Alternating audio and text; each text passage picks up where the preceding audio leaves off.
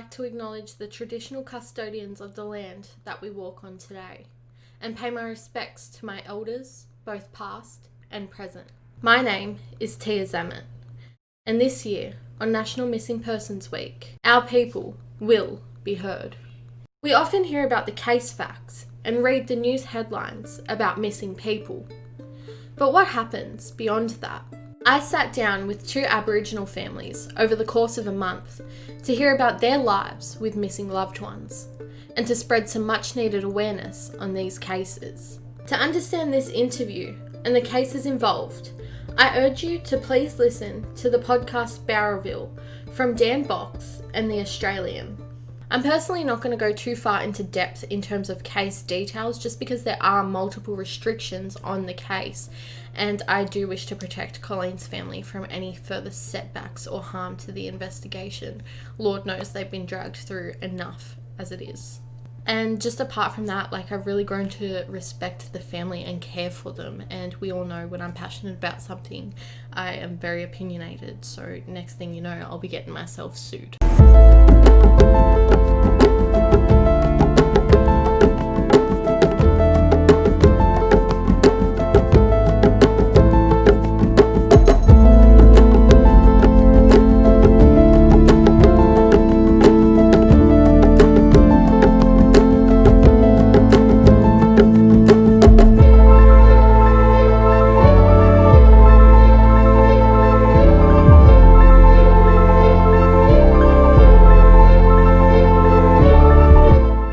Today we speak on a case that has been heard by a substantial amount of Australians. A case that we've heard many times through various different sources.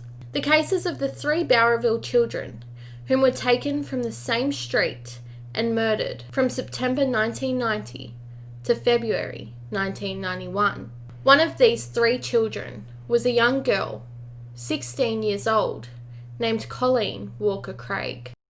Who was Colleen as a person? How do you remember her? Well, Colleen, growing up, she was, a very friendly person, and she loved, she was really helpful to me. She was really kind-hearted, and she sort of had a good attitude because, she got, she sort of mixed well in with anyone. She was that sort of person. She was very loving, and sometimes I know she had a temper when she wanted to be, because me and her had a few words sometimes, but we always made up. And she was really a trickster. She used to always play tricks on me. She used to take us swimming a lot. There's a creek just around a couple of streets over in the ocean, and we used to go there swimming a lot. Sometimes it's really hard, to talk about her.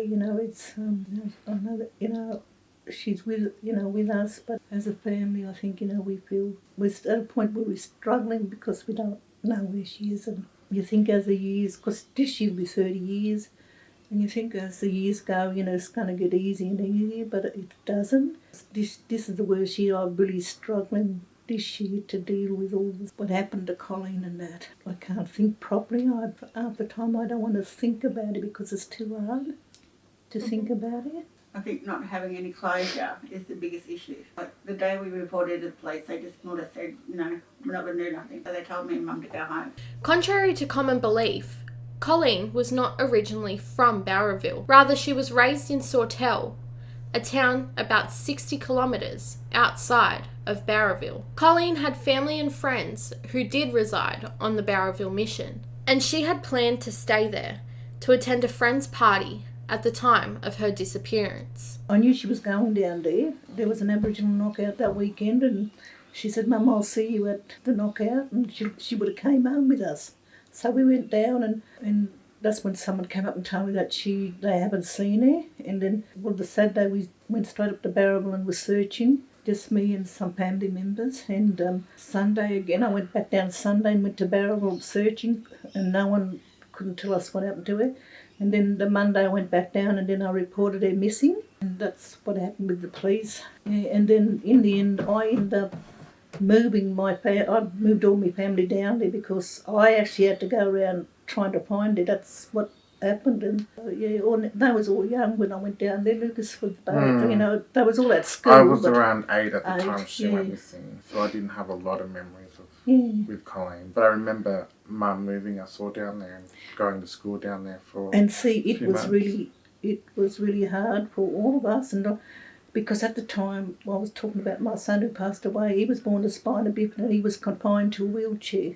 So he had access and everything to the house up here, but when we moved down there, it was really difficult because of the house we was in wasn't equipped for a person, who had a disability, so it was really hard. But in that meantime, before they went missing, like Mum said, we were doing our own searches, walking in bush, going down near the river, anything that Mum was desperate. So from a very young age, we were out looking, helping. The police never did nothing.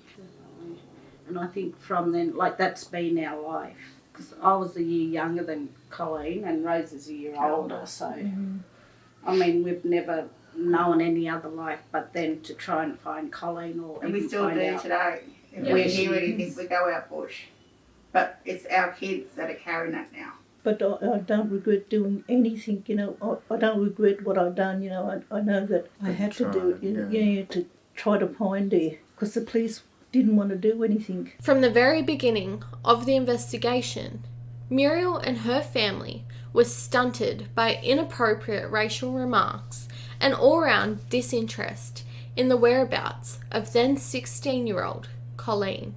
Aside from the lack of assistance from the town's police department, people in the community also turned to silence or rumours when Muriel Craig began her search for answers.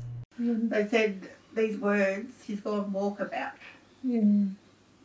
They're very racist. The police. And also because I had a photo of being because of her fairness and because I was dark, and the police even asked me, was she my daughter? Because he said, she don't look like an Aboriginal, She don't look black. Yeah. She looks white. Yeah. And so I just, I just more or less walked out. I mean, Well, we couldn't do anything. They weren't going to do nothing. and we couldn't. I felt like swearing at them and saying something, but they would have locked me up most probably. So And they actually didn't take Mum's official statement of her missing for about nearly 5 to 6 months later. Then they finally decided, we need to make a statement, an official statement. And your first 48 hours are the most critical. yeah, And then, so you said that they didn't take Colleen's case seriously until the other two till then went missing. Yes. So do you feel as though they might have felt like, we've got not just one, we've got 3, so we've got all eyes on us, we have to do sort of something? Yeah, Definitely. Yeah. Well, when because it came to Evelyn, she was 3, wasn't she, or 4? Yeah, 3. Them children don't go missing on their own. Go walk about. Yes, they don't. Well, they can't say that she went walkabout at that age. Yeah. So they more or less had to do something. But I come from Barrable, and I still believe that there's people, all my family's down there, and I know in my heart that there's people down there who knows what happened to her. I don't even go back to Barrable. The only time I go back down there if someone dies or a funeral. I hate that place. I really do. I hate it, and it's just really hard because to think that most probably my family knows what happened to my daughter. A member of my family. I've always felt that way, and Well, you can't do anything on a mission without other people knowing. It's that tight of a community. yeah, that's Especially true. Barrable. Any mission for that matter. Yeah. it's a very small town. Yeah, and everyone talks. everyone all knows what happened, who's doing what to her, whatever, you know what I mean? I know that someone knows down there what happened to her. Well, we still hear things today, you hear that many stories, you don't know what to believe, Colleen's body has never been located. However, her clothing was found weighted down in Nambucca River. And this was huge news in Colleen's case. So much so that the authorities had decided that the media and the rest of Australia should hear it before Muriel Craig. Throughout the course of this family's fight for justice, it has been a common theme that they have been the last to find out about important details. In fact, it was only in the past couple of years did they find out that they themselves were being investigated into for the murder of their beloved Colleen. Police, Mum, they didn't take it serious until the other 2 went missing. Yeah. Because they were after Colleen. Okay. So then they thought, okay, something's wrong. There's another 2 more kids. And they were actually found. But in the meantime, they sent that other detective who was from Child Protection they were there to investigate the families. Yeah, Not 'cause they- a serial killer. Alan Williams, he was the first detective on the case, and he never told us till later on that he was a child protection. We didn't know a detective investigating us because they thought that we done something to the kids. We only found that out later on. We didn't even realise. We just thought that he was a proper detective, but he wasn't. Said on TV that there was no way he had a chance of solving the homicides. He had no experience in that. He weren't a homicide detective. He was a child protection officer.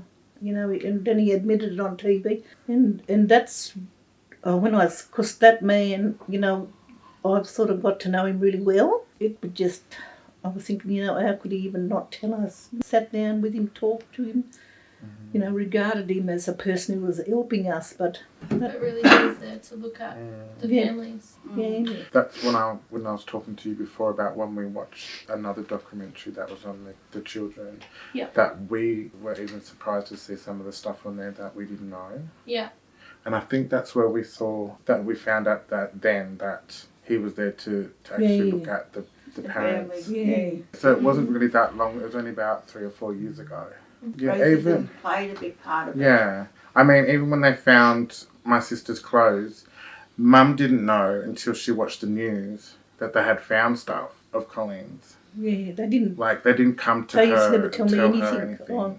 Another thing that could never be used in a court of law or to ignite further investigation is our culture. And to me, as an Aboriginal individual myself, this is something that I understand from personal experience. So when Muriel Craig told me about her spiritual experiences with her daughter Colleen, I was sat there with nothing but chills and goosebumps. Yeah, we've been in like one search where this would have been a while ago, but Muriel, my other daughter, we found some bones and we had it in the back of the car, and she was saying, she said to me, Mum, she said, I think Colin's in the car with us. You know, just, yeah, I feel her presence a lot. I do. But before I took the kids down to Barrable, you know, she came to me in a dream and I knew that something was wrong, and I could see, I couldn't, for some reason I couldn't see the people's faces, but there was people chasing her through there's a golf course in Barrable and the mission just there. I could see people running, they were chasing me, and she was singing out to me to help me. She said, Mum, help me. I've seen someone digging a shallow grave, and then I knew that something happened to her then, and over the years, look, I had a lot of dreams where she told me she was, and I just wanted to find her, you know, I knew that she was gone, but I just wanted to find out what happened to her and where she was, but that never happened, you know. The Craig family in particular have felt let down by the system and the authorities. To them, to myself, and to many others Australia-wide, the pieces of the cases fit too well when combined, and instead were treated as individual cases. In the opinion of many, the justice system certainly did fail the Bowraville children. From the initial reporting process, to the investigation, to the trials, to the present day. The Craig family has been left in the dark, left to fend for themselves, and left with a lifelong battle of heartache and not knowing what happened to Colleen Walker Craig. So, you know, it's with Colleen, it's still a big puzzle, you know, with all the three of them, but yeah, it's... But we definitely, you know, it is a serial murder case, but just in Colleen's instance, we believe there was more people. And I mean, her clothes wasn't far from where the other 2 bodies were found. And they all went missing from the one street. I mean, it would be crazy to think that 3 people would come to a very small town and take each child, you know. So it's hard. Yeah, it's hard to think that it's not a serial killing. You know, you have to believe that it is, because it's just like everything just fits together. And because the trials have never been as a serial killings, each jury only heard each case individually. They were never trialed as a serial killings, and if it was, then you could obviously see those gaps that were missing in in each cases. I truly believe if from the start the police did the right job, you know, even listened to Mum and started searching, and we'd have different outcomes today. Police did let us down. And that's, you know, you have these police there to believe that, you know, they're in place there to help you and make you feel like you're going to be helped and safe. But the justice system just went against us.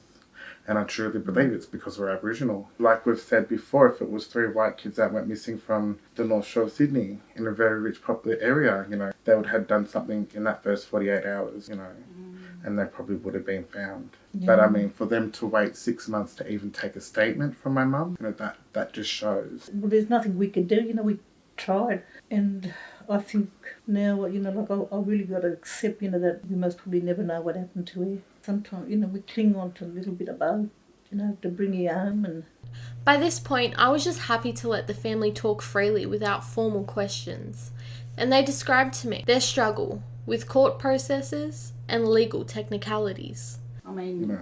to get to the high courts, they just kept changing the goalposts. They say, okay, we'll do this, and then we'll see if this could go.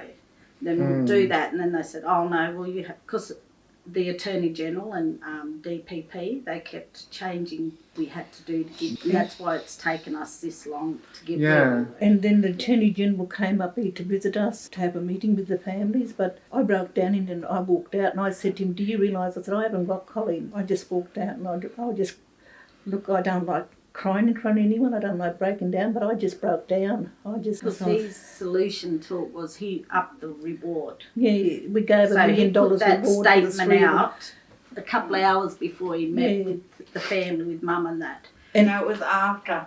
He had the meeting first with us in Aboriginal Affairs. By that afternoon, he was back in Sydney announcing that $1 million reward. and then he said, He did it at the airport. Yeah. Before he come up. at the airport on the way back, didn't it? Or On the home? way back, because he was up here, and Yeah. by that afternoon, he was on the news announcing that $1 million reward. And I then sought special leave to appeal to the High Court. My special leave application failed. In response to that, a member of the Upper House, David Shoebridge, introduced a private members bill to widen the exceptions from double jeopardy. That bill was referred to.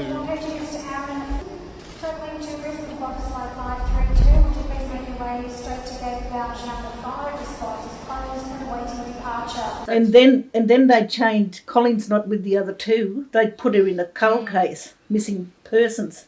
She's not even connected to the other two cases. She's out in another place. I don't even know. Never since he came up here. No one ever contacted me to say that they're in charge of that case. We don't even know what's going on. So really, the police don't keep us up to date with anything. So when was the last time you did receive an update? Never. That would have been at the Attorney General. That time when he just said that Colleen's case is going to Colleen's case is going. Because that was after the High Courts, wasn't it? Yeah, So that we got it came to the up High to- Courts. Yeah. And going into the High Court, so they had Evelyn and Clinton's, and then they presented Colleen's. They needed fresh and compelling evidence. Her case has never been in front of a judge. So their thing was, okay, we'll go in, we'll present Colleen as fresh and compelling. And then the High Courts come back and said, no, that wasn't enough. So then we put in an appeal. Because they actually had what their pronunciation of fresh and compelling was, then you should have that presented that to us around the first time time. of the murders. Yeah. So because it's this long, it's not fresh and compelling to them in the court system because it's so long. So it's just a different wording, and they try and we've had laws changed and wordings in Parliament and stuff like that, but they're still finding ways around it. Every time we think that we done what we had to do through the Parliament, but then when we go and do something, that doesn't work for us. Even though we changed that law, That's what I'm the saying. law, it still doesn't work for us. Yeah, and then every time we have something changed and we think that something positive's happened, then it takes us another 2 or 3 years just to actually get something else done. That's what I'm saying. That's when they kept changing the outcomes of goalposts. So we'd do something, lobby for some wording to be changed, or then there's double jeopardy. We lobbied for that. And then they'll say, okay, no, you just got to go back, we need this. So that's what they kept doing to us over the years. It's It like was. they're just trying to drag it out over Yeah. the years, so then, you know, they'll think that we'll give up eventually. Yeah. There's It's no just way very that hard to... there's no way that they're yeah. going to change a law not for Aboriginal people. You know, we're never going to get justice. Justice, you know. Even when the police commissioner came in 2016 and apologised and acknowledged to the families that they did wrong, that still doesn't do nothing for us, because we're still... we don't have our sister, you know. An apology is nothing. You can apologise all you want, but we still don't have our sister. Like, you think after 30 years, they would have at least done an official search for Colleen. And the only searches they done is when they found the other kids, not Colleen. Yeah, that's true. And the only reason why they had a search in Maxwell River, because the fishermen who found the jeans, you know, the jeans was on. They were weighted down. In the bag, yeah. And that's the only reason why they never had a search for Colleen, you know. Like I said, you I know. think it's more easy going out doing it ourselves, because at least we're looking. And whereas the police, they're not doing anything. You ask, you don't get nowhere with them. So I think it was more or less up to us as a family to go look for her. I couldn't help but notice the photos that covered the walls and shelves in the Craig family home. Pictures of their big family and pictures of Colleen. There was absolutely no doubt in my mind that Colleen was dearly loved by her family. And throughout our conversation, it became clear to me that the fight for justice and the search for Colleen will probably never stop until she is found. Even if that means being carried on by the younger and upcoming generations of this family. I think the hardest thing, you know, Mum and Dad getting older now, and we're getting older. Our kids are starting to pick up our fight, and I never ever wanted that for them, because I know what we went through. You know, the depression. Just having Everything. time off work, travelling to Sydney for hearings and marches. I mean, Yeah, it gets tiring just travelling and fighting all these years. You know, we'll do anything for our sister, you know. Yeah. We would go to the end of the earth if we have to, but we shouldn't have to be fighting and still fighting today, 30 years later. it's definitely that generational trauma. You know, that's all the kids. Our kids grew up with us doing that. They don't know any other life, but trauma. We're looking in the bush and that. Yeah, seeing Mum trying to be strong and stuff. So they definitely do carry it. And you shouldn't have to. No. Yeah. It should be done. I'm just so, blessed that I've got my kids. I think, we always had a close relationship, even when Colleen was alive. We was all very loving toward, because we spent a lot of time together, when they was young. And we've actually got a little park, we used to go, a memorial down the creek where we used to take the kids when they was young. The council let us have it as a little memorial for us. So, and it's the place where all the kids, when we, grew up and loved, that, we used to take them down there swimming every summer. And I just wish she was here with us, And sometimes when I look at my grandkids, I know that I'm missing out on her grannies, her kids. I know that because she loved kids, and sometimes that gets a bit hard. It's funny too, though, because when you tell our story to people locally, some people don't even know about the case. And there's people, who don't realise that we come from up there, that I'm Colleen's mum. I mean, a couple of times people pull me up and they said, "You're not the one who was on TV, the missing children." And I said, "Yeah." And these are local people. A lot of people who live locally sort of don't realise. Because I think they think that Colleen's mum lived in Barrable because that's what, where she went missing. Yeah. It's never on the mainstream TV or news or anything like that. It's always been on ABC or SBS. Yeah. And they've covered the documentaries and stuff like that, but it's never mainstream. It's really hard to know that somebody who's done this is just living a life and they could have a family of their own and stuff like that, and we're here without our sister. We've been living this nightmare since she went missing over 30 years ago, and that person is just walking free, living a life.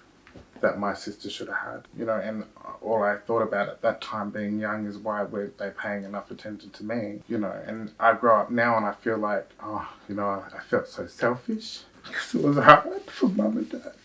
The person that would have affected the most is mum. Her family is in Barraville and she lost a lot of that connection because some of them knew what happened to Colleen. I think mum's the one that lost the most out of this with family. And they still drink and party with the people that mum knows that knows something that happened to Colleen. For me it was opposite. Like I've always lived in Maxwell since Colleen went missing and that's only a 15-minute drive to Barraville. I worked in Barraville for years at a medical centre and what got me through was, okay, I know people know what happened to Colleen, but if they see my face they're not going to forget it, you know, because all of the family live up here in Saltell, they don't have to face it. But if they saw me, at least it remind them. Wow. And then with all of us going down there, they're all looking at it. So we do that. Mm. And They need to see us And down They need to when see I'm it. there too, though, I feel more connected with her because I know that she's there somewhere. I don't think we're ever going to find out what actually happened no, the hours that Colleen went missing because the police did not do their job. And the information that we've got over the years, there's so many different stories. yeah, A lot of people was there. They were never questioned by the police, and we're never going to find out what actually happened. And that's what we have to live with. I've got to bring myself to realise, you know, that I'm not going to find him. Is there anything you would like to say to the public? Look, if anyone knows anything or got any information, you know, could they, Ring the missing missing persons. Yeah. And that hotline. there is a reward for information. And look, and in Barraville, I know that there's someone down there, you know, that don't only just keep suffering. You know, if you know anything, why can't you just tell us? Because as much as, you know, we're tired and mentally, physically, we'll keep going. We'll still find the energy somewhere to keep going, you know. There's times where we just wanted to give up, but Like I know Mum's at that point think that she's not coming home, but I honestly believe we will find her. I've been told that. I almost died 3 or 4 times and I'm still here. And I've been told I'm not going anywhere until I find her. and I think stuff like this, we're keeping it out there because it does go cold, you know, quiet, and so thank yous for Yeah, thank you. No, people can just disconnect, like, oh, it's not happening to me, so I don't really have to worry about it. But here you guys are living as a family, still. It's like it was yesterday. Yeah. Yeah, definitely. And to people saying it was so many years ago, you know, why are you still fighting? Why are you still doing this? Because to us, it's like it happened yesterday. It's still emotional to Yeah, and talk about it. It's our family member. Yeah, and It's hard to deal with all this. I just wanted to take the time to say a very big thank you to Muriel, Lucas, Rose and Paula for taking the time to speak with me. We had a few good laughs and I got to see a side to this family that the media would never show. And beyond all the pain and trauma that this family have had to endure since the loss of Colleen, what I saw that day was a family of love, resilience and strength to an extent that most of us may never understand. with me, you know, it does. It sort of soothes me with my kids, you know, when we have a laugh and look, you know, I'm so proud of them all, you know, because even though this all affected them, you know, Luke's and Paul and Miriam, and they work hard for the things they got, and they got, you know, they own cars and things like that, you know, and live their life a good way. And Paula's kids, you know, brought up good, and same as Rose, you know, and Yeah, I must say our family's pretty functionable, even though we're yes, Functional. you know, yeah, and been through trauma. Traumatised. because you know, I had people say to me, you know, oh, you know, you look all right, you know, even though you've been through all that. I said, still affects me, you know, mentally. I'm It's not just right. the front you have to put on to live everyday life. And not only that, that's all you know how to. We learn to live like that and function like that. Because, you know, even working, feeling sorry for me. How can you do all that? And you know, but that gets me through the day. Yeah. That gets me, it keeps me going. And we all have to stay strong together for our kids' next generation, you know, because they look up to us. And I think this month leading up to her birthday, It's going to end. it's very emotional. And in September, because my birthday falls in September, and and not long after that, she disappeared. That's what I'm dreading. But one of my girls, they're actually born on Colleen's birthday. Yeah, no, I was telling Tia that. It's hard for her. Does she celebrate her birthday or does she grieve for her aunt? And like I said, I've got a lot of great grannies and things. That's it. And I am thankful, even though that happened to Colin, I am thankful for what I've got. I really do thank you guys for having us out there and trusting me with this. And for anyone out there watching that may have the answers or information needed to crack this case, get justice for Colleen and her family, and put 30 years worth of heartache and pain to rest, please don't be afraid to come forward. It's not too late. I thank you all for watching and taking the time to listen to Colleen's story and her family's story. And I do say story for lack of a better word. However, this is not just a story. This is the reality and the lives of Colleen Walker's family. And I really do thank everyone out there watching and sharing and spreading awareness on Colleen's case. I thank you so much, and I hope that one day we can help this family find the answers and the closure that they need. Thank you all for watching. I hope you're all happy, safe, and doing well, and I will see you in the next one. Bye.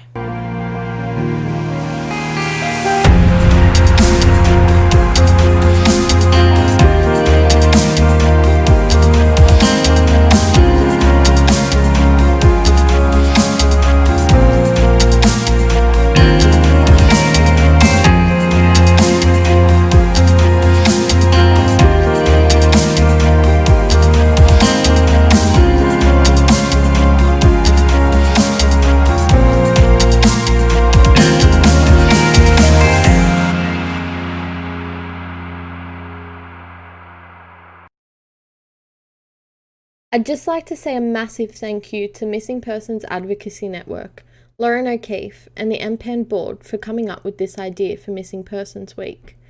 I reached out to the team, and when they brought this idea back to me, I couldn't be more proud to work on something so close to my heart. MPAN was founded to assist families of missing loved ones and spread awareness on the cases of missing people. The organisation was established in 2013 by Lauren O'Keefe, whose brother Dan went missing in July 2011.